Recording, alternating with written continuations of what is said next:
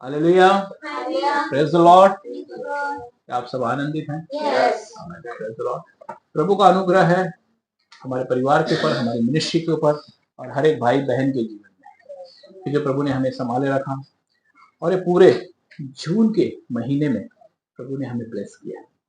हमें किसी चीजों की कमी नहीं होने दी। आज लास्ट संडे है और प्रभु ने हमें एक साथ रखा अपने वचन के लिए। हम उसके लिए प्रभु का जोरदार तालियों से धन्यवाद करते हैं क्योंकि प्रभु महान है। जब हम परमेश्वर के अनुसार चलते हैं तो परमेश्वर हमारी सारी जरूरतों को पूरा करते हैं। हालेलुया। आज का जो विषय प्रभु ने हमें दिया है, बहुत से संघर्ष है जो शारीरिक रूप से है। आज बहुत से लोग जो मसीह को जानने के बाद भी कुछ ऐसी चीजों से संघर्ष कर रहे हैं जिन्हें वो समझ नहीं पा रहे हैं और उनकी उन्नति नहीं हो पा रही। क्योंकि हम जब प्रभु को जानते हैं, हम प्रभु को अपना जीवन समर्पण करते हैं, तो हमें याद होना चाहिए कि हमारे जीवन में हर दिन एक बदलाव होना चाहिए। हमारे जीवन से प्रतिदिन एक कमियां जो हमारे अंदर है उसे निकलना चाहिए, क्योंकि आप अपनी कमियों के साथ परमेश्वर के राज्य में कभी प्रवेश नहीं कर सकते। क्योंकि आज हम उन विषय में देखेंगे कि जब परमेश्वर का आत्मा हमसे बात करता है तो हम अपने मन को कठोर ना करें, क्योंकि बहुतों ने अपने मन को कठोर किया और उसके दुष्परिणाम हुए। क्योंकि जब आप पवित्र आत्मा के शब्दों को नहीं सुनते या अपने मन को कठोर कर लेते हैं तो आपके जीवन में दुख बढ़ जाता है। तो आज का जो टॉपिक है ये इसी विषय में है और इसमें 7 पॉइंट है और हम एक एक करके पॉइंट को देखेंगे कि सचमुच जो पहले के लोग थे और जो कुछ नए नियम के लोग हैं जिन्होंने ये गलतियां की और कुछ लोग शारीरिक मृत्यु हो गई उनकी और कुछ लोग आत्मिक मृत्यु हो गई। पहले के जो लोग थे उसमें शारीरिक मृत्यु होता था, बराबर, क्योंकि आज जो हमारा है वो आत्मिक युद्ध है। तो अगर आप परमेश्वर के शब्दों को सुनोगे और अपने मन को कठोर करोगे तो आप प्रतिदिन आपकी आत्मा धीरे धीरे धीरे धीरे उन शब्दों को सुनते सुनते फिर आप अपने मन को कठोर कर लोगे और आपके जीवन में संघर्ष बढ़ता चला जाएगा। आप समझ रहे मेरी बात? तो आज का जो विषय है यही है, बहुत से संघर्ष है जो शारीरिक रूप से मनुष्य कर रहा है या मसीह लोग उस चीजों में पड़े हुए। लेकिन हमें एक चीज ध्यान रहना चाहिए, हमें एक चीज मालूम होना चाहिए कि हम व्यवस्था के अधीन नहीं हैं। व्यवस्था पाप को लेकर आती है, लेकिन यीशु मसीह ने क्रूस पर कहा कि मैंने सब कुछ पूरा कर दिया है। आमीन। क्योंकि प्रभु ने आपके लिए और मेरे लिए सब कुछ पूरा कर दिया है। अगर आज हम शरीर के अनुसार अगर दिन बिताएंगे तो क्या होगा? हमारी आत्मिक उन्नति धीरे धीरे धीरे कम होती चली जाएगी। आज हम देखेंगे कि कुछ लोग जो हैं सचमुच उन्होंने परमेश्वर के शब्दों को नहीं सुना और कुछ लोग की मृत्यु हो गई, कुछ लोग गलत लाइन पे चले गए। क्यों? क्योंकि उन्होंने परमेश्वर के शब्दों को नहीं सुना, परमेश्वर के आत्मा को, उनके जो शब्द होते हैं उन्हें उन्होंने नहीं सुना और अपने मन को कठोर कर लिया। आइए हम एक छोटी सी प्रार्थना करते हैं फिर खुदा के कलाम में चलते हैं।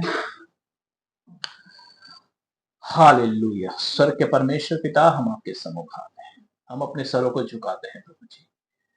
हर एक भाई बहन को आपके सम्मुख लेकर आता हूँ पिता, छू ले और ब्लेस कर प्रभु जी। आज का वचन सबके हृदय में कार्य, हर एक के मन के अनुसार उत्तर दे प्रभु जी। हर एक भाई बहन जो बोझों के साथ आए हैं प्रभु जी, जो आज जिस परेशानी या दुखों में संघर्ष कर रहे हैं प्रभु जी, आज का ये वचन के द्वारा उनका छुटकारा होने पाए प्रभु जी। पिता एक नया बल पाए प्रभु जी, पिता उनकी उन्नति होती चले जाए प्रभु जी। पिता आपका वचन आज बातचीत करे प्रभु जी, यीशु के नाम से मांगता हूँ, सुने और ग्रहण करें। आमेन। Praise the lord. मैं प्रभु यीशु मसीह के नाम में आप सबका स्वागत करता हूँ। प्रभु यीशु मसीह के नाम में आप सबको आशीष और शांति आने पाए। आइए हम वचन में चलते हैं। इब्रानियों की पत्री उसकी 3 अध्याय और 7, 3 अध्याय की 7 और 8। इब्रानियों की पत्री उसकी 3 अध्याय 7 और 8। अंत जैसा पवित्र आत्मा कहता है, यदि आज तुम उसका शब्द सुनो तो अपने मन को कठोर न करो, जैसा कि क्रोध दिलाने के समय और परीक्षा के दिन जंगल में किया था। हाँ, यहाँ पे क्या कह रहे हैं खुदा का कलाम, इब्रानियों का लेखक कहता है, सो जैसा पवित्र आत्मा कहता है कि यदि आज तुम उसके शब्दों को सुनो तो अपने मन को कठोर ना करो। जब परमेश्वर का आत्मा आपसे बात करता है या आपकी कमी आपको बताता है तो आप अपने मन को कभी भी कठोर ना कीजिए, क्योंकि परमेश्वर का आत्मा के शब्दों को सुनने के लिए आपको खुद आत्मा में भरा होना चाहिए। नहीं तो आप कभी भी परमेश्वर के शब्दों को नहीं सुन पाएंगे, क्योंकि परमेश्वर जरूरी नहीं है कि वो आपसे सामने सामने बात करे। वो किसी के जरिए भी बात कर सकते हैं, वचनों से बात करते हैं, सपनों से बात करते हैं, अपने दासों के जरिए बात करते हैं। तो ये कब समझोगे? जब आप खुद आत्मा से भरोगे और आप खुद बाइबल पढ़ोगे और प्रार्थना करोगे और उपवास करोगे कि आप खुद सामर्थ से भरे हुए हो। आमीन। क्योंकि हमें मालूम होना चाहिए कि परमेश्वर उन चीजों से घृणा करता है। परमेश्वर को कुछ चीजें पसंद नहीं है एक मसीह के जीवन में हो, और परमेश्वर चाहते हैं कि हर एक व्यक्ति वो अपने जीवन से उसे दूर करे। क्योंकि अगर आप इन चीजों में अपना जीवन बिताएंगे तो आपका जीवन कभी भी उन्नति नहीं करेगा। आप सोचोगे कि सचमुच आज द्वार खुल जाएगा, लेकिन वो द्वार नहीं खुल पाएगा, क्योंकि परमेश्वर चाहता है कि पहले हमारे जीवन से कुछ चीजें निकले। आइए परमेश्वर को क्या पसंद नहीं है मुझे देखेंगे। नीति वचन उसकी 6 अध्याय उसकी 16, 17 और 18 और 19 पढ़ेंगे।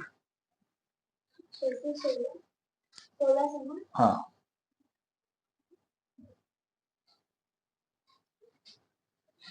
जिसे मिला वो पढ़िए। 6 वस्तुओं से यहोवा बैर रखता है, वह 7 है जिनसे उसको घृणा है, अर्थात घमंड से चढ़ी हुई आंखें, झूठ बोलने वाली जीभ और निर्दोष का लहू बहाने वाले हाथ, अनर्थ कल्पना करने वाला मन, बुराई करने को वेग से दौड़ने वाला पांव, झूठ बोलने वाला साक्षी और भाइयों के बीच में झगड़ा उत्पन्न करने वाला मन। हालेलुया। ये सारी चीजें हमारे जीवन में नहीं होनी चाहिए। एक मसीह के जीवन में ये सब चीजें नहीं होनी चाहिए। सबसे पहले क्या है, खुदा क्या कहते हैं? 6 वस्तुओं से यहोवा परमेश्वर बैर रखता है, वरना 7 है जिससे वो उसको घृणा है। 6 नहीं परंतु 7 वस्तुएं जिससे वो घृणा करता है, पसंद नहीं करता। सबसे पहले क्या है? अर्थात घमंड से चढ़ी हुई आंखें। जब आपने मसीह को ग्रहण किया है तो आपके जीवन में कभी भी घमंड नहीं होना चाहिए। घमंड आपको हमेशा मुसीबत में लेकर जाता है, आपके जीवन में उन्नति को स्टॉप कर देता है। दूसरी चीज है झूठ बोलने वाली की जीभ, और ये वही जीभ है जो हमें नरक लेकर जाती है। यह परमेश्वर को पसंद नहीं है कि आप किसी भी विषय के लिए झूठ बोले। देखो, आप एक बार झूठ बोलेंगे ना तो आपको उसके बाद 10 झूठ बोलना पड़ेगा, लेकिन आप एक सच बोलेंगे तो उसके बाद आपको आगे कोई जवाब नहीं देना पड़ेगा। तीसरा है निर्दोष का लहू बहाने वाले हाथ। निर्दोष, जो आज 7 पॉइंट है, इस 7 पॉइंट को हम देखेंगे कि एक मसीह के जीवन में यह चीज नहीं होनी चाहिए।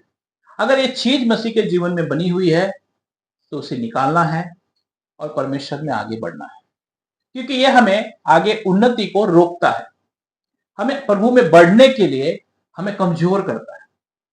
बहुत से लोग जब प्रभु में आते हैं, बढ़ते हैं, लेकिन वो इन चीजों को समझ नहीं पाते और कुछ समय के बाद ये बदलाव आ जाता है।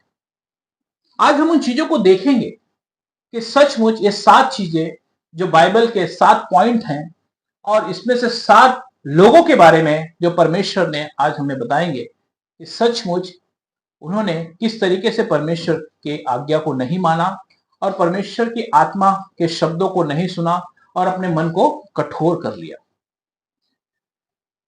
अर्थात कल्पना से गढ़ने वाला मन, बुराई करने को वेग से दौड़ने वाले पांव, झूठ बोलने वाला साक्षी और भाइयों के बीच झगड़ा उत्पन्न करने वाला मनुष्य।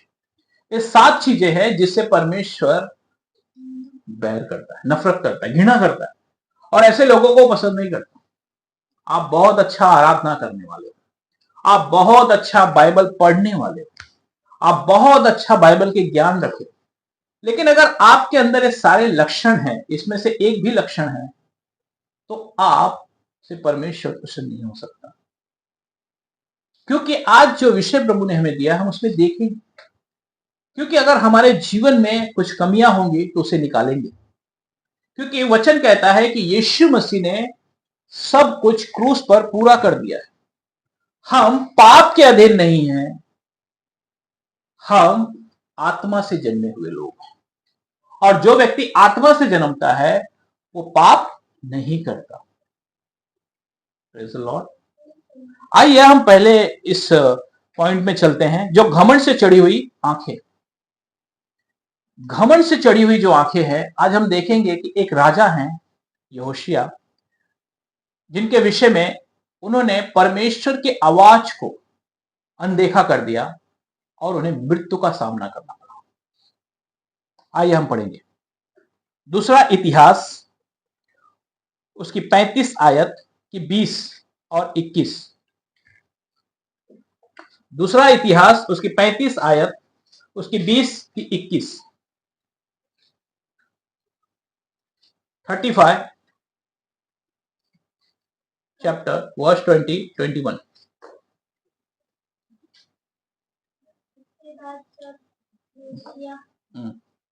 इसके बाद जब योशिया भवन को प्यार कर चुका, तब मिस्र के राजा नको ने फरात के पास के कर्मिश नगर से लड़ने को चढ़ाई की और योशिया उसका सामना करने को गया, परंतु उसने उसके पास दूतों से एक कहला भेजा, हे यहूदा के राजा, मेरा तुझसे क्या काम? आज मैं तुझ पर नहीं उसकी कुल पर चढ़ाई कर रहा हूँ जिसके साथ मैं युद्ध करता हूँ। फिर परमेश्वर ने मूसा से फुर्ती करने को कहा है, इसीलिए परमेश्वर जो मेरे संग है उससे अलग रह, कहीं ऐसा ना हो कि वह तुझे नष्ट करे। आप समझे मेरी बात? यहाँ पे योशिया जो राजा थे, इन्होंने मंदिर के अंदर मूसा की व्यवस्था को सुनाया और सब चीजें, ये परमेश्वर के वचन के अनुसार अपना जीवन जी रहे थे, ये परमेश्वर की हर एक आज्ञा का पालन करे। एक अच्छा राजा थी योशिया, एक अच्छा राजा थे जो परमेश्वर की सारी चीजों को उन्होंने मंदिर में लाया, हर एक चीजों को किया। यहाँ पे लिखा है ना, इसके बाद जब योशिया भवन को तैयार कर चुका, तब मिस्र के राजा नको के फरात के पास के कुकमीस नगर से लड़ने को चढ़ाई की और योशिया उसका सामना करने को गया। यहाँ पे मिस्र का जो राजा था नको, वो दूसरे नगर में युद्ध करने जा रहे थे, लेकिन यहाँ पे यहोशिया जो थे ये जाके उनके बीच में आ रहे हैं, क्योंकि युद्ध दूसरों का है, लेकिन ये क्या कर रहे हैं, उनके बीच में आ रहे हैं। समझ रहे मेरी बात?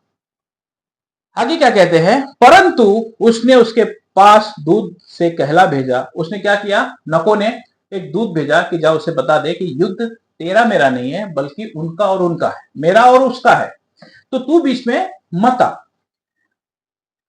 कि हे यहूदा के राजा, मेरा तुझसे क्या काम? वो कह रहे हैं कि तुझसे मेरा क्या काम, क्योंकि मेरा युद्ध उससे है। आज मैं तुझ पर नहीं उसी कुल पर चढ़ाई कर रहा हूं जिसके साथ मैं युद्ध करता हूं। आज तेरे साथ नहीं युद्ध है, परंतु उसके साथ युद्ध है जिसके साथ मैं युद्ध करने जा रहा हूं। फिर परमेश्वर ने मुझसे फुर्ती करने को कहा। क्या कहा? परमेश्वर ने मुझसे फुर्ती करने को कहा, इसीलिए परमेश्वर जो मेरे संग है उससे अलग रह, कहीं ऐसा ना हो कि वह तुझे को नाश करे। कौन कह रहा है? किसके जरिए कह रहा है? मिस्र के राजा के जरिए, नको के जरिए बात कर रहा है, जो एक गैर यहूदी है। वो कह रहा है कि इसलिए परमेश्वर जो मेरे संग है उसे अलग रह, कहीं ऐसा ना हो कि वह तुझे नाश करे। एक चेतावनी दे रहा है। लेकिन इन्होंने क्या किया था, मंदिर की सारी चीजों को लाया था, तो इनके अंदर क्या हो गया था, ईगो हो गया था, घमंड हो गया था। आप समझ रहे मेरी बात? आगे क्या हुआ, 22 का पढ़ेंगे। परंतु योशिय्याह ने उससे मुंह न मोड़ा, वरना उससे लड़ने के लिए भेष बदला और नको के उन वचनों को न माना जो उसने परमेश्वर की ओर से कहे थे। और की तराई में उससे युद्ध करने को गया। हाँ, यहाँ पे परंतु यहोशिया ने उसे से मुंह न मोड़ा। क्या क्या? उसने अपने मन को कठोर कर लिया, उसने पवित्र आत्मा की आवाज को नहीं सुना। उसने अपने, क्योंकि जब इंसान थोड़ा सा ये हो जाता है तो वो क्या करता है, अपने मन को कठोर कर लेता है। या हम कुछ दिन प्रभु में चलने फिर क्या होता है, हम अपनी मनमानी चलने लगते हैं। ये हमें सीख है, ये हमें सीखना है कि हम एक मसीह जीवन किस तरीके से जीना है।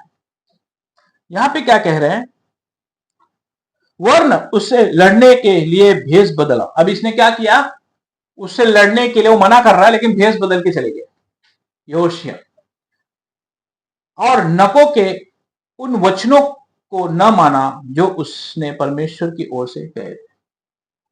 जो नको था, जो उसके जरिए, मुंह के जरिए परमेश्वर ने बात किया था, ये युद्ध उनका है, तू बीच में मत जा। लेकिन घमंड कि मैं सब कुछ कर सकता हूं क्योंकि परमेश्वर मेरे साथ हैं। देखो, जब आप आत्मा से भरे रहोगे तो आप परमेश्वर की आवाजों को सुनोगे, क्योंकि बाइबल बताती है कि बाइबल कहती है, क्या तुम ईश्वर नहीं हो? तुम परमेश्वर के संतान नहीं हो? तुम परमेश्वर के स्वरूप हो। तो अगर आप भरे होगे तो एक व्यक्ति अगर आत्मा में होकर बात करेगा तो आप उसे समझ जाओगे। अगर यहोशिया उस विषय को समझ गए होते तो आगे उनकी मृत्यु ना होती। आइए हम उसको देखते हैं, 22 पढ़ेंगे, सॉरी 23 और 24। धनुधारियों ने राजा योशिय्याह की ओर तीर छोड़े और राजा ने अपने सेवकों से कहा, मैं बहुत घायल हो गया हूँ, इसलिए मुझे यहाँ से ले चलो। तब उसके सेवकों ने उसको रथ पर से उतार कर उसके दूसरे रथ पर चढ़ाया और यरूशलेम ले गए। वहाँ वह मर गया। हाँ, क्या किया वहां पे? मर गया, क्योंकि उसने परमेश्वर की आवाज को नहीं सुना। आज क्या होता है कि अगर आप अपने परमेश्वर की आवाज को, अर्थात पवित्र आत्मा के शब्दों को जब सुनते हो तो अपने मन को कठोर करते हो, तो आप आत्मिक रूप से मर जाते हो। फिर आपकी उन्नति स्टॉप हो जाती है। आपको लगता है मैं परफेक्ट हूं, आपको लगता है नहीं मैं सही चल रहा हूं, या तो मैंने इस चीजों को किया नहीं है। नहीं, जब परमेश्वर मुझसे आके बात करेंगे सामने सामने, तब भी मैं उस चीजों पे विश्वास करूंगा।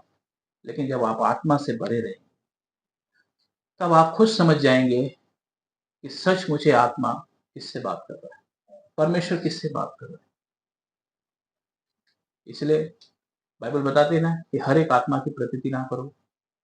तुम खुद परखो, तुम देखो। और कब देखोगे? जब आप खुद भरे हुए हो, आप बाइबल पढ़ने वाले होंगे, आप प्रार्थना करने वाले होंगे, तब जाके इन चीजों को आप देखोगे। क्योंकि ये जो घमंड है ये परमेश्वर को नहीं भाता, और जो व्यक्ति इस चीजों को करता है वो आत्मिक उन्नति उसकी स्टॉप होती चली जाती है और दिन पे दिन डाउन होता चला जाता है। ये थी पहली चीजें, ठीक है। अभी हम दूसरे पॉइंट पे आते हैं, झूठ बोलने वाला जीभ, ठीक है। अभी झूठ बोलने वाली जीभ, अभी झूठ बोलने का मतलब क्या है मालूम है? कि आपको कोई काम या कुछ भी ऐसा दिया गया है, कुछ भी आप कर रहे हो, आप बहाने मार रहे हो, झूठ बोल रहे हो, नहीं नहीं मैं ऐसा हो गया, मैं वैसा हो गया, क्योंकि आपको परमेश्वर का डर नहीं है। क्या आप सोचते हो कि मैं झूठ बोल के निकल जाऊंगा? अरे आपके अंदर परमेश्वर का आत्मा वास करता है, आप झूठ कैसे बोल सकते हो? या तो मैंने अपना जीवन यीशु मसीह को समर्पण नहीं किया है, सिंपल सी बात है। दो ही चीज होती है, या तो मैंने यीशु मसीह को ग्रहण नहीं किया है, सिर्फ मेरे शब्द में यीशु मसीह है। अगर आप यीशु मसीह को ग्रहण कर लोगे तो आपके अंदर सबसे पहले परमेश्वर का भय आ जाएगा।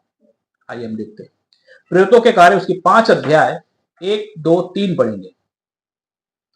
प्रेरितों के कार्य उसकी 5 अध्याय 1, 2, 3।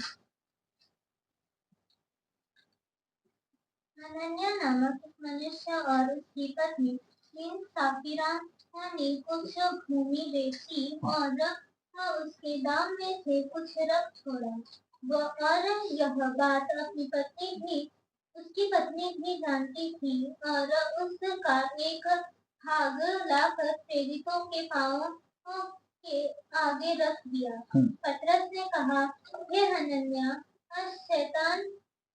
शैतान ने तेरे मन में यह बात क्यों डाली कि तू पवित्र आत्मा से झूठ बोले और भूमि के दाम में से कुछ रख छोड़े।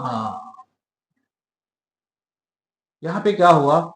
हनन्याह और सफीरा दो लोग थे, मैं उसे पढ़ लेता हूं। और हनन्याह नाम एक मनुष्य और उसकी पत्नी सफीरा ने कुछ भूमि बेची और उसके दाम में से कुछ रख छोड़ा।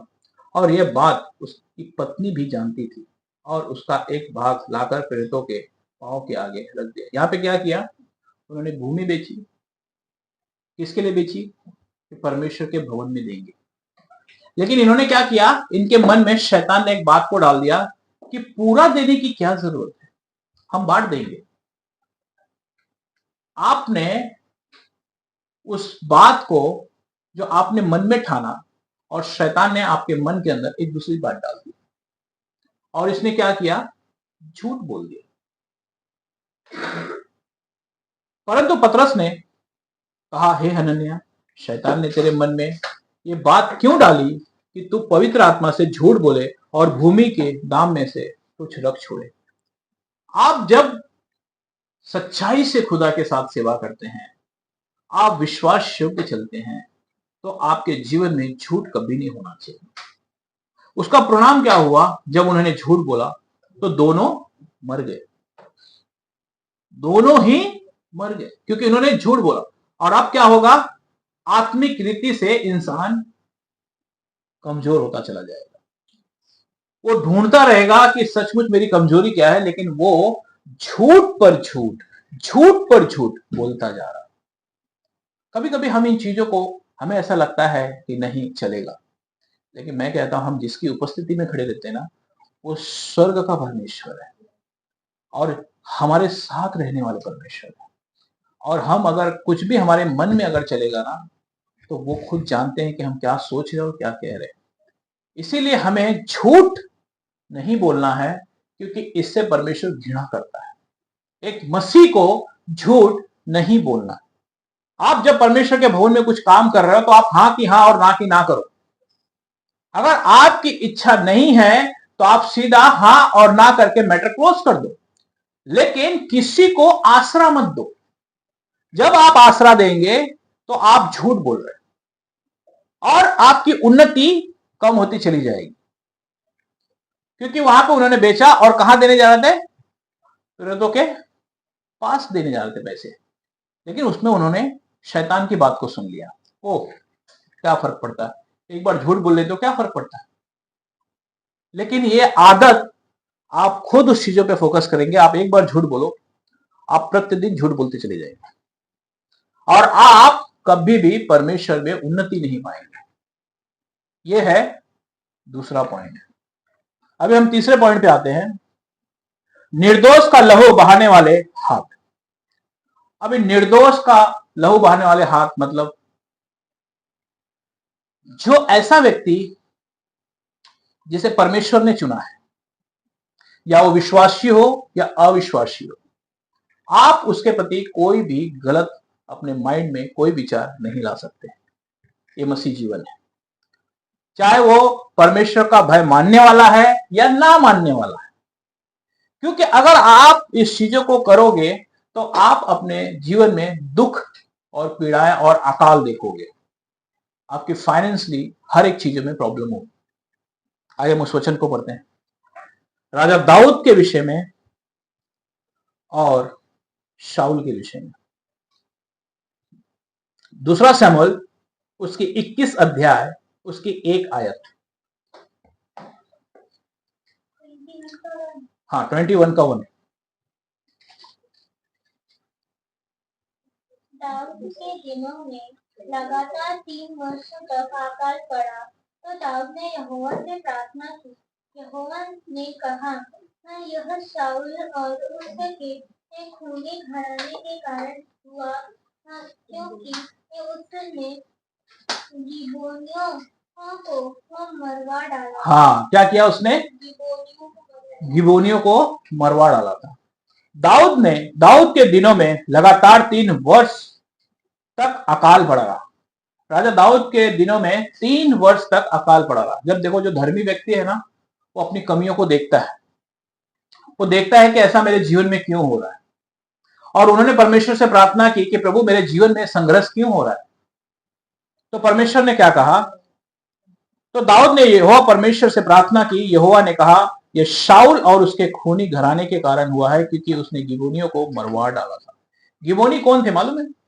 यहोशू की पुस्तक में 9 अध्याय में गिबोनी वो थे कि जिन्हें परमेश्वर ने कहा था कि तुम वो युद्ध में उन्हें जीते हुए थे और वो अपनी जान बचा के यहाँ पे शरण लेने आए थे। तो परमेश्वर ने उनसे कहा था कि आइए हम उस वचन को पढ़ लेते हैं। यहोशू की पुस्तक उसकी 9 अध्याय उसकी 20 और 21।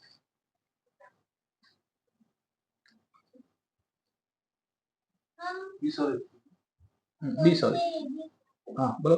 हम उनसे यही करेंगे कि उस शपथ के अनुसार हम उनको जीवित छोड़ देंगे, नहीं तो हमारी खाई हुई इस शपथ के कारण हम पर क्रोध पड़े। हाँ, और फिर प्रधानों ने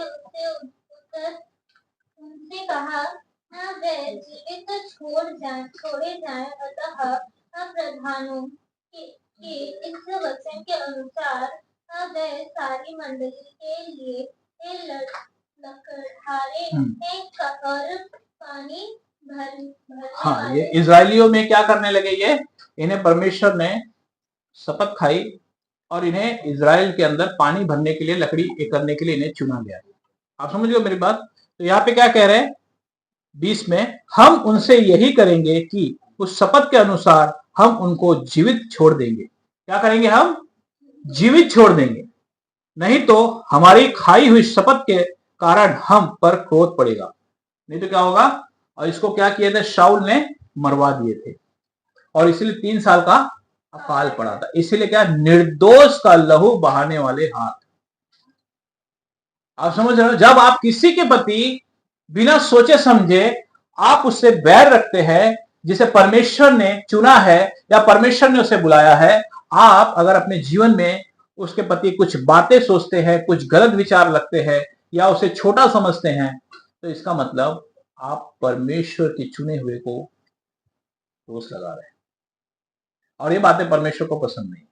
इसीलिए परमेश्वर ने दाऊद के समय 3 साल का अकाल पड़ा, और एक धर्मी व्यक्ति ने परमेश्वर से पूछा कि अकाल क्यों पड़ा। इसी तरीके से जब आप किसी का भी बुरा सोचते हैं तो आपके जीवन में अकाल पड़ जाता है। आपकी फाइनेंशियली बंद हो जाएगी, आपके घर में खाने की बंदी हो जाएगी, आप समझ नहीं पाओगे कि कहां से हो रहा है, क्योंकि ये यही बातें हैं जिसे परमेश्वर घृणा करते हैं। समझ गए आप मेरी बात? आइए हम चौथे पॉइंट पे चलते हैं। अनर्थ कल्पना गढ़ने वाला मन।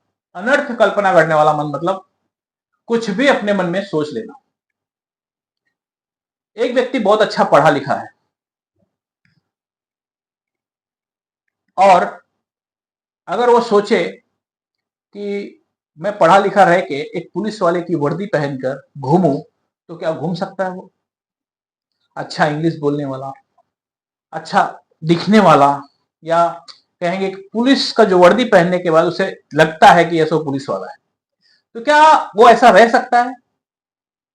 क्यों? क्योंकि उसने अपने मन में इस विचार को सोचा है और उसने उसको किया। लेकिन ये गवर्नमेंट की तरफ से नहीं था, ये उसकी कल्पना थी कि मैं ऐसा करूं। इसी तरीके से दुनिया एक राजा दाऊद का पुत्र था। आइए हम उसे देखेंगे। पहला राजा उसकी 1:5।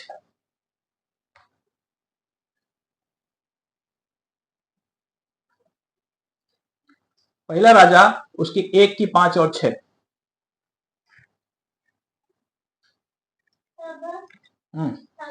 हकीत का पुत्र दुनिया सिर ऊंचा करके कहने लगा, मैं राजा बनूंगा। अतः उसने रथ और सवार और अपने आगे आगे दौड़ने को 50 पुरुष रख लिए। उसके पिता ने जन्म से लेकर उसे कभी यह कहकर उदास न किया था, तूने ऐसा क्यों किया? वह बहुत रूपवान था और अब्शालोम के बाद उसका जन्म हुआ। हाँ, इसने क्या किया? ये बहुत सुंदर था और ये खुद डिसाइड कर लिया कि मैं राजा बनूंगा, और इसके लिए उसने प्रजा भी ये कर ली कि राजा दाऊद की जगह ये राजा बनेंगे। आप समझ रहे मेरी बात? क्योंकि क्या थे? वो सुंदर थे। मैं पढ़ता हूं, तब हगीत का पुत्र दुनिया सिर ऊंचा करके कहने लगा कि मैं राजा होऊंगा। बात समझ में आ रही है मेरी? क्या क्या उसने सर ऊंचा कर लिया, उसने कहा मैं राजा होऊंगा, अर्थात मैं बिना बुलाए मेहमान हूं। आप समझ रहे मेरी बात?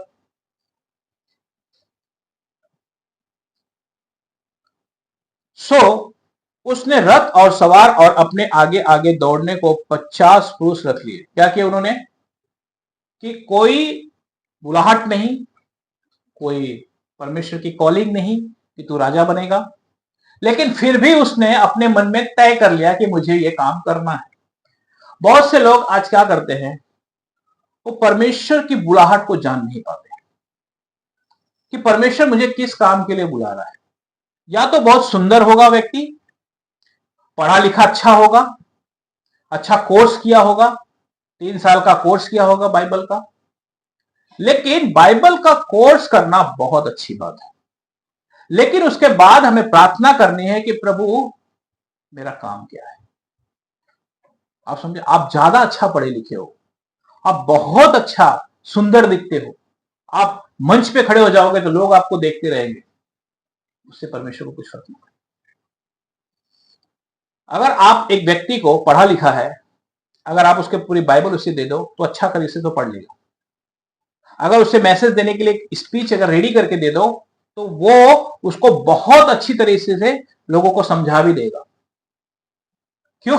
क्योंकि वो पढ़ा लिखा है। लेकिन जिसे परमेश्वर चुनता है उसके शब्दों में सामर्थ होती है। आमीन। आपका सुंदर होना परमेश्वर को कुछ फर्क नहीं पड़ता। आप बहुत अच्छे हो, आप बहुत अच्छे दिख रहे हो, आप बहुत पढ़े लिखे हो, उससे परमेश्वर को कुछ फर्क नहीं पड़ता। यहां पे उसने क्या किया? वो सुंदर था, बहुत अच्छा था, और उसने खुद सारी चीजों को गोल को जमा कर लिया, रथ रख लिए, सिपाही रख लिए, सारी चीजें कि मैं अब राजा बनूंगा। लेकिन उसकी जगह पे राजा कौन बनता है? राजा सुलेमान, जिसे परमेश्वर ने कहा था, जिसे परमेश्वर ने कहा था कि तेरे बाद तेरा पुत्र मेरा भवन बनाएगा। आमीन। आप समझे मेरी बात? ये परमेश्वर का चुनाव था। रूप हमारा अच्छा है, हम बहुत अच्छे पढ़े हुए हैं, हमें कुछ फर्क नहीं पड़ता परमेश्वर को। आप जैसे भी हो, वो परमेश्वर उस चीजों को देखता है कि आपके अंदर क्या है। हमें इसीलिए हमें अपनी बुलाहट मालूम होनी चाहिए। अनर्थ कल्पना गढ़ने वाला मन, जो हम बहुत सारी चीजें अपने मन में गढ़ लेते हैं कि मैं ये बन जाऊंगा, मैं वो बन जाऊंगा, नहीं, लेकिन ये संसार नहीं है, ये स्वर्ग का राज्य है। यहाँ पे जब तक स्वर्ग से आपका अभिषेक नहीं होगा तब तक आप कभी भी परमेश्वर का काम को नहीं कर पाएंगे। आमेन। और पढ़ेंगे इसमें पहला राजा उसकी 2:24 पढ़ेंगे। एक मिनट, उसकी 25 पढ़ेंगे। नहीं, उसी की 2:25। पहला राजा 2:25। हाँ बोले। अतः राजा सुलेमान ने यहोयादा के पुत्र बनाया को भेज दिया और उसने जाकर उसको ऐसा मारा कि वह मर गया। कौन मर गया? अदोनिया मर गया, जो रूपांतर था, जो बहुत सुंदर था, जिसकी कॉलिंग ही नहीं थी। मीन्स वो आत्मा से टूट गया। आप समझे मेरी बात? क्योंकि वो आत्मा के शब्द को कभी समझ ही नहीं पाया, वो परमेश्वर की आत्मा को सुनना ही नहीं चाहा। देखो, परमेश्वर जब किसी को खड़ा करता है, परमेश्वर ने जब नूह को बुलाया तो परमेश्वर जानता था कि वो धर्मी है। परमेश्वर ने अब्राहम को बुलाया, इसलिए उसने कहा कि ये मेरा प्रिय है। परमेश्वर ने आग की जलती हुई झाड़ी में मूसा से बात की, क्योंकि उसे मालूम था कि सबसे हम्बल व्यक्ति है। राजा दाऊद, परमेश्वर ने इसलिए उसे चुना क्योंकि उसे मालूम है कि अच्छा चरवाहा है। परमेश्वर हमें चुनता है, परमेश्वर का चुनाव है हमारे जीवन में। ये चीजों से परमेश्वर घृणा रखता है। इसीलिए हमें इन चीजों का ध्यान रखना है कि जब आप आत्मा के शब्द को नहीं सुनते, जब आप अपने मन को कठोर कर लेते हैं, तो आप आत्मिक रूप से आपकी उन्नति स्टॉप हो जाती है। Praise the Lord. आइए हम 5वें पॉइंट पे चलते हैं। बुराई करने को वेग से दौड़ने वाला पांव।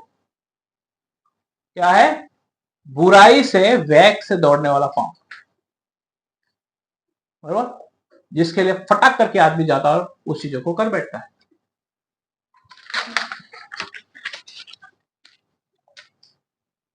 ये वो गलती है जिसे परमेश्वर घृणा करता है। गलत संगति, सबसे पहले गलत संगति, गलत संबंध। अगर आप शादीशुदा हो तो आप कभी भी गलत संबंध ना रखें, इससे परमेश्वर घृणा करता है। गलत मूवी देखना, गलत फालतू चीजें देखना, क्योंकि आप परमेश्वर के मंदिर हो और परमेश्वर का आत्मा आप में वास करता है। अगर आप इन चीजों को देखोगे तो आपके अंदर वही चीज काम करेगी जो आप देख रहे हो। ये वो चीज है जो वेग से भागता है और एक कर बैठता है और फिर बाद में पश्चाताप करता है। आइए हम देखेंगे एक जो प्रभु के दास के बारे में सब जानते भी होंगे, सिमसोन। आइए हम उस चीजों को देखेंगे। न्यायों की पुस्तक उसकी 16 अध्याय उसकी 4, 5, 6। न्यायों 16, 4, 5, 6। न्यायों 16, 4, 5, 6। इसके बाद वह सोरेक नामक घाटी में रहने वाली दलीला नामक एक स्त्री से प्रीति करने लगा। तब फलिस्तियों के सरदारों ने उस स्त्री के पास जाके कहा, तू उसको फुसलाकर पूछ कि उसके महाबल का भेद क्या है और कौन सा उपाय करके हम उस पर ऐसा प्रबल हो कि उसे बांध कर दबा रखे। तब हम तुझे 1100 टुकड़े चांदी देंगे। तब दलीला ने शिमशोन से कहा, मुझे बता कि तेरे बड़े बाल का भेद क्या है और किस रीति से कोई तुझे बांध कर दबा रख सकता है। हाँ, आप समझे मेरी बात? यहाँ पे सिमसोन खुद किसके पास गए? दलीला के पास। आप समझे, इनका पांव पट्ट करके भाग गया बुराई की तरफ। देखो ये सीख है। बाइबल हमें इसलिए, इसमें कोई बात कभी छुपाई नहीं गई है। जिसने गलत किया वो पूरी बात बताई गई, इसलिए कि हम गलत ना करें। हालेलुया, समझ रहे मेरी बात। यहाँ पे क्या किए, वहां पे वे खुद दलीला के पास गए और जब उसके साथ उस संबंध में गए, तब वो जो दुष्ट आत्मा थी वो इसके बल को पूरा कमजोर कर दिए, सिमसन के बल को पूरा कमजोर कर दिए। क्योंकि जब एक व्यक्ति इस जगह पर जाता है या ऐसी चीजों में जाता है तो परमेश्वर की सामर्थ उसके जीवन से निकल जाती है। वो खुद इन चीजों में वो उन्नति उसकी स्टॉप हो जाती है और यही चीजों की वजह से उनकी आंख फोड़ी गई। मालूम है क्यों फोड़ी गई? मालूम है कि जब मैं वापस तुझे बल दूं तो वापस तू ऐसी चीजें किसी को ना देख सके, क्योंकि जिस काम के लिए मैंने तुझे तैयार किया था यही चीजें हैं जो तुझे धोखा दिया। आंख ही था जो सिमसोन को धोखा दिया, अब वो आंख नहीं रही। आप समझे मेरी बात। इसीलिए उन्होंने परमेश्वर से फिर पश्चाताप किया और बल मांगा और 2 खंभों को गिरा दिया। क्योंकि प्रभु ने क्या कहा, अगर तुम किसी को देखते हो, उसके बारे में सोचते हो, तो आपने उसके साथ बेविचार कर लिया, उसमें कोई 2 राय नहीं। तो ये चीजें परमेश्वर को पसंद नहीं है, क्योंकि आप और मैं परमेश्वर के मंदिर हैं और परमेश्वर का आत्मा हमारे अंदर वास करता है। क्योंकि जब ये सारी चीजें जो है इस तरीके से हम इन चीजों को, अपनी चीजों को सुनेंगे और परमेश्वर के आत्मा के शब्द को जब सुनते हैं तो अपने मन को कठोर नहीं करना है और हमारे जीवन में जो कमियां होती है उसे हमें निकालते जाना है। क्योंकि आपको मालूम होना चाहिए कि यीशु मसीह ने हर एक चीज के लिए, हर एक पाप के लिए उसने क्रूस पर बलिदान दिया और उनके कोड़े खाने से हम चंगे हुए। और प्रभु यीशु ने कहा कि मैंने सब कुछ पूरा कर दिया। मीन्स आपके अंदर कोई भी ऐसी चीजें वास नहीं कर सकती। अगर करती है तो आप उस चीजों के लिए परमेश्वर से प्रार्थना करके उन चीजों को अपने जीवन से दूर कीजिए। जिस दिन आप उसे दूर करने लगेंगे, आप खुद देखेंगे आपके जीवन में एक एक स्टेप आगे बढ़ते चले जाओगे। हालेलुया। आइए हम अभी चलते हैं 6वें पॉइंट पे, झूठ बोलने वाला साक्षी। झूठ बोलने वाला मतलब, झूठ बोलना मतलब किसी के भी प्रति कोई बातें बोलना या किसी के प्रति कुछ भी सोच लेना, या कहते हैं ना किसी का दाव मिला और उस पर हावी हो जाना, किसी कमजोर को देखकर या कोई भी चीजों को देखकर उस पर हावी हो जाना। लेकिन आपको मालूम होना चाहिए कि हर एक लोग जो मसीह में है परमेश्वर के अभिषेक है, चाहे प्रभु के कोई भी दास है या कोई भी चीजें हैं, हर एक लोग परमेश्वर के अभिषेक हैं। आप कभी भी अगर आप देख रहे हो कि कुछ गलत हो रहा है तो आप उनके लिए प्रार्थना कीजिए, क्योंकि जब आपको मालूम है कि आपकी प्रार्थना से सब कुछ हो सकता है तो क्या परमेश्वर उस चीजों को उनके जीवन से दूर नहीं कर सकते? लेकिन हम देखेंगे कि एक प्रभु के दास जो हैं वो इन चीजों को किस तरीके से दूसरों को समझा रहे हैं। वो व्यक्ति जो आत्मा से भरा हुआ है। आइए हम पढ़ेंगे पहला शमूएल उसकी 24 अध्याय 3, 4, 5। पहला शमूएल उसकी 24 अध्याय 3, 4, 5। जब वह मार्ग पर के भेड़सालों के पास पहुंचा जहां एक गुफा थी, तब शाऊल दिशा फिरने को उसके भीतर गया। उसी गुफा के एक कोने में दाऊद और उसके जन बैठे हुए थे। तब दाऊद ने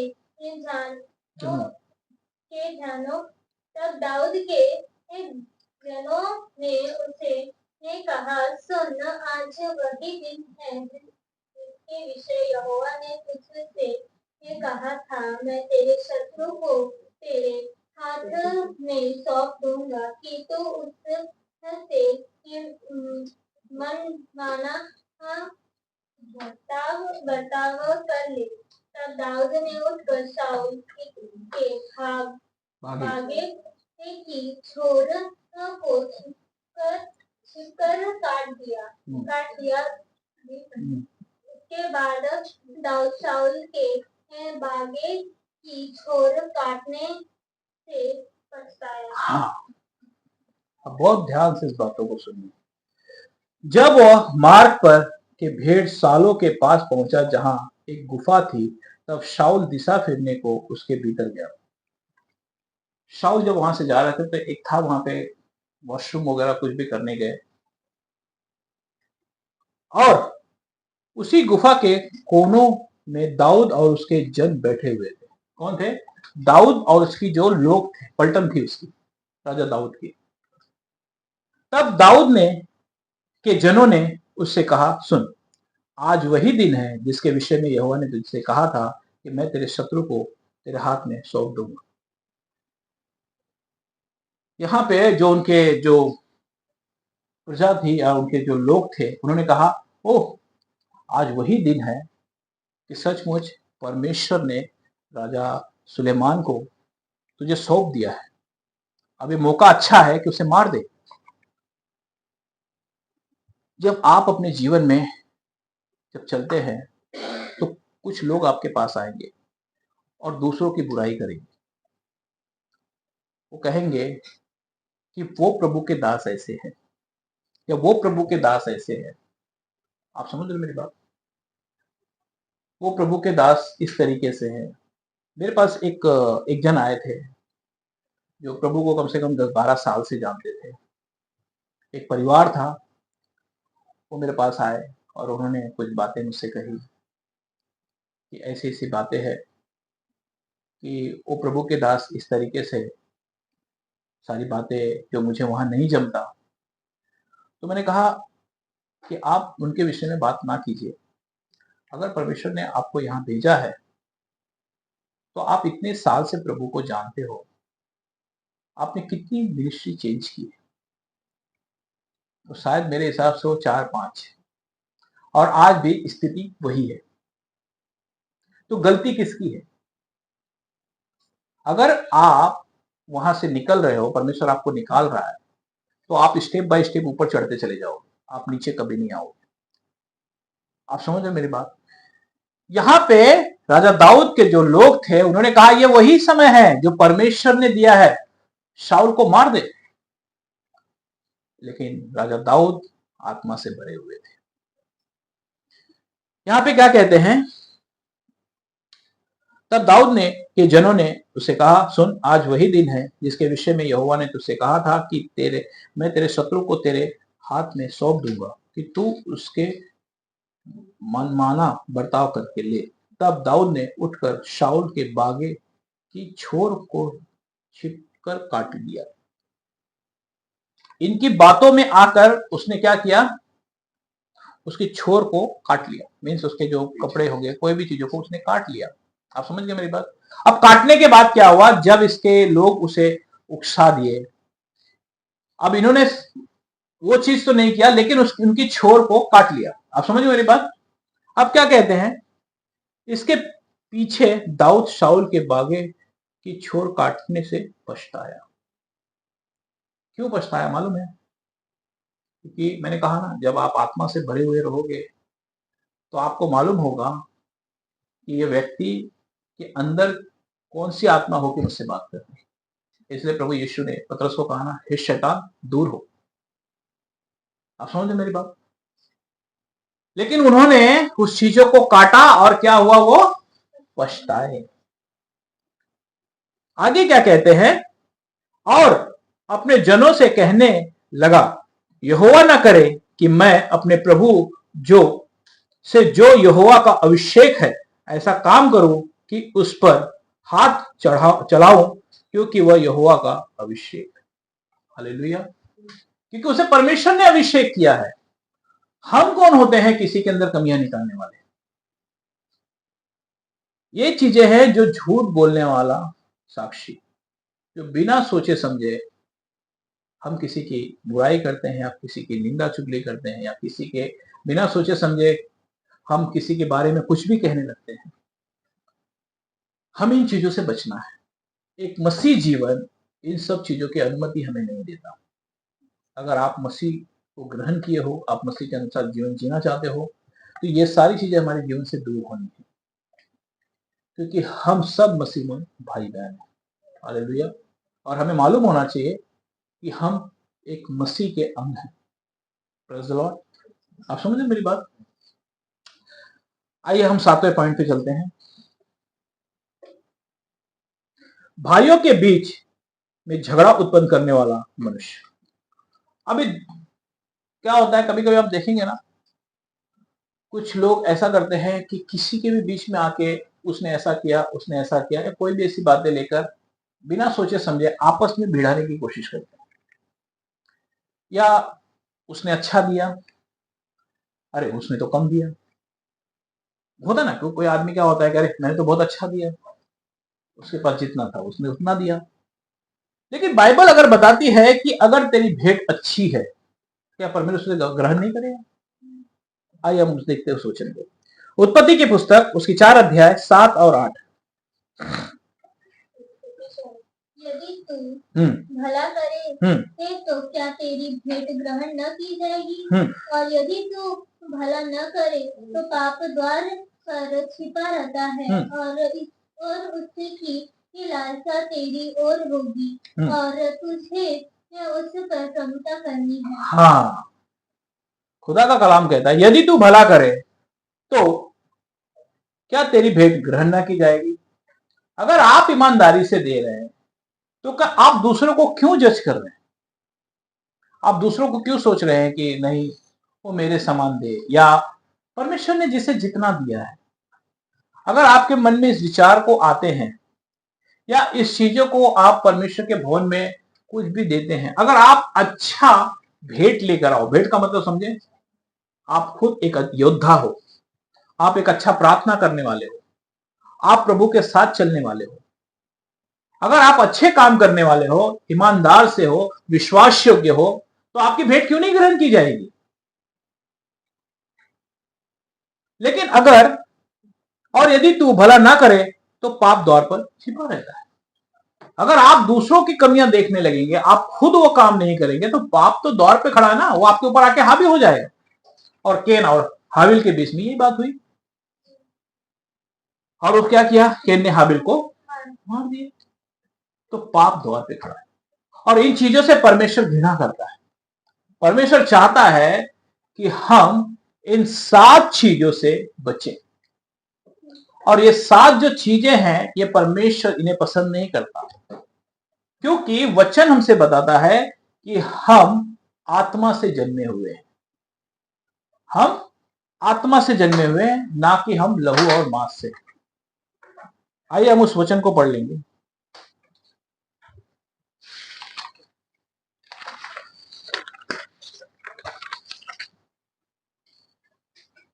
पहला पतरस उसकी 1 की 23।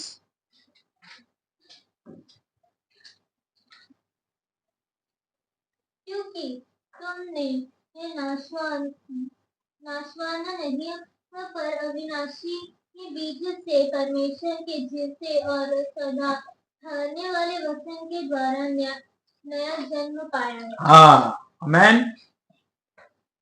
क्योंकि तुमने नाशवान नहीं पर अविनाशी बीज से परमेश्वर की जीवते और सदा ठहरने वाले वचन के द्वारा नया जन्म पाया है। हम न्यू बॉर्न हैं, हम व्यवस्था के अधीन नहीं हैं। अगर आज भी हमारे जीवन में पाप काम करता है, तो इसका मतलब हम अभी भी परमेश्वर को समर्पण कर नहीं चल रहे, क्योंकि हम न्यू बॉर्न हैं। हम किससे जन्मे हुए हैं? हम आत्मा से जन्मे। तीतुस उसकी 3 की 5।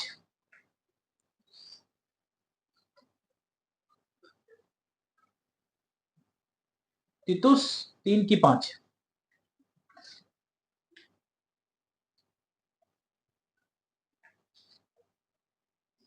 तो उसने हमारा उद्धार किया, और यह धर्म के कामों के कारण नहीं जो हमने के आप किया कर अपनी दया के अनुसार नए आत्मा के स्नान और पवित्र आत्मा के हमें ये नया बनाने के द्वारा हुआ। हालेलुया। तो उसने हमारा उद्धार किया, किसने? यीशु मसीह। उसने सब कुछ पूरा कर दिया, और यह धर्म के कामों के कारण नहीं हुआ कि हमने बहुत अच्छा काम किया, नहीं नहीं, जो हमने आप किए हैं, पर अपनी दया के अनुसार नए जन्म के स्नान से और पवित्र आत्मा के हमें नए बनाने के द्वारा हुआ। हालेलुया। एक आज हम नया जब जन्म लेते हैं, जब हम बैप्टाइज होते हैं, जब पानी में जाते हैं, तो हम अपनी सारी हमारी क्रियाकर्म जो शरीर के अनुसार है, अर्थात जो आदम का पाप है, वो यहीं समाप्त हो जाता है, और हम जब ऊपर आते हैं तो हम आत्मा से जन्मे हुए हैं। आमेन। आप समझे मेरी बात? और जब हम आत्मा से जन्मे हुए हैं तो हमारा स्वभाव कैसा होना चाहिए? हाँ, आइए हम उस वचन को पढ़ते हैं। गलातियों की पुस्तक उसकी 5 अध्याय की 16 आयत।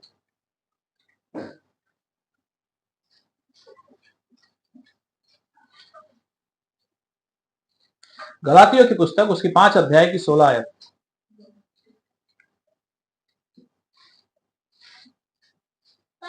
पर मैं कहता हूँ आत्मा के अनुसार चलो तो तुम शरीर की लालसा किसी रीति से पूरा न करो। हाँ, पर मैं कहता हूं कि आत्मा के अनुसार चलो।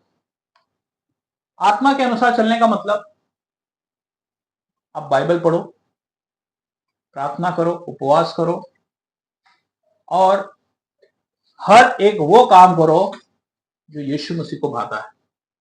हमें हर दिन यीशु मसीह के दिल डोल में आना है, उनके स्वभाव में आना है। आप समझ गए मेरी बात? आत्मा के अनुसार चलो तो तुम शरीर की लालसा किसी रीति से पूरी ना करोगे। अगर आपका मन सिर्फ परमेश्वर के साथ बना होगा, आप एक अच्छा प्रार्थना करने वाले हो, आप एक अच्छा बाइबल पढ़ने वाले हो, तो आप जो शरीर है, आप उसकी जरूरतों को कभी पूरा नहीं कर पाओगे। ये जो 7 चीजें हैं, ये शरीर की चीजें हैं, और हम न्यू बॉर्न हैं, तो इसीलिए हम आत्मा के अनुसार चले कि शरीर की जो भी अभिलाषा उसे हम पूरा ना कर सके। आप समझ रहे मेरी बात? उसकी 17 भी पढ़ेंगे। क्योंकि शरीर आत्मा के विरोध में और आत्मा शरीर के विरोध में लालसा करता है, और ये एक दूसरे के विरोधी है, इसीलिए कि जो तुम करना चाहते हो वह न करने पाओ। हाँ, क्योंकि शरीर आत्मा के विरोध में, क्या है? शरीर आत्मा के विरोध में है, और आत्मा शरीर के विरोध में लालसा करती है, और ये एक दूसरे के विरोध में है। ये कभी भी पाप और आत्मा कहेंगे ना, कि अगर हम पाप करें और परमेश्वर की उपस्थिति में आना चाहें तो ये कभी भी नहीं हो सकता। ये फिर हम वहम में हैं, हम धोखे में। अगर ये सारी चीजें, 7 बातें अगर हमारे जीवन में है, हम अच्छा चर्च जा रहे हैं, हम सब कुछ कर रहे हैं, लेकिन अगर इनमें से कुछ भी चीजें आपके जीवन में अगर चल रही है, तो आपको बदलाव की जरूरत है। आपको बदलना है, आपको प्रभु से प्रार्थना करनी है कि प्रभु मुझे बदल, प्रभु मुझे अपने समान बना जैसे तू चाहता है। हालेलुया। और ये एक दूसरे के विरोध में है, इसीलिए कि जो तुम करना चाहते हो वो ना कर पाओ, क्योंकि जो तुम करना चाहते हो वो ना कर पाओ, क्योंकि हम आत्मा से जन्मे हुए हैं, और पाप जिसे परमेश्वर ने हमें छुड़ा दिया है, लेकिन शैतान हमें फाड़ खाने के पीछे पड़ा हुआ, वो दोष लगाने के पीछे पड़ा हुआ है कि किसको कब फाड़ खाए। कौन बाइबल पढ़ने वाला नहीं है, कौन प्रार्थना करने वाला नहीं है। मालूम है लूसीफर किसके पीछे पड़ता है? उनके पीछे कभी नहीं पड़ता कि जो सिर्फ हे प्रभु वाले हैं। उन्हें मालूम है कि ये सिर्फ शब्द हैं उनके, वो उनके पीछे पड़ता है जिन्हें परमेश्वर इस्तेमाल करना चाहते हैं, जिनसे परमेश्वर एक गढ़ तैयार करना चाहते हैं, ये उनके पीछे पड़ता है। हालेलुया। आप समझ रहे हो मेरी बात? आगे क्या कहते हैं 18 में, और यदि तुम आत्मा के चलाए चलते हो तो व्यवस्था के अधीन न रहे। अगर आप आत्मा के चलाए चलोगे तो आप व्यवस्था पाप को बताती है, तो आप कभी भी अपने जीवन में पाप आपके ऊपर जय नहीं होगा, क्योंकि यीशु मसीह ने सब कुछ पूरा कर दिया है। उसने सारी व्यवस्था को पूरा कर दिया है। समझ गए मेरी बात? इसीलिए पहला पतरस उसकी 1:15, पहला पतरस उसकी 1:15 और 16। पर जैसा तुम्हारा बुलाने वाला पवित्र है वैसे ही तुम भी या अपने सारे चाल चलन के पवित्र बनो, क्योंकि लिखा है पवित्र बनो क्योंकि मैं पवित्र हूँ। हालेलुया। पर जैसा तुम्हारा बुलाने वाला पवित्र है वैसे तुम भी अपने सारे चाल चलन में पवित्र बनो। पवित्र का मतलब समझते हैं आप?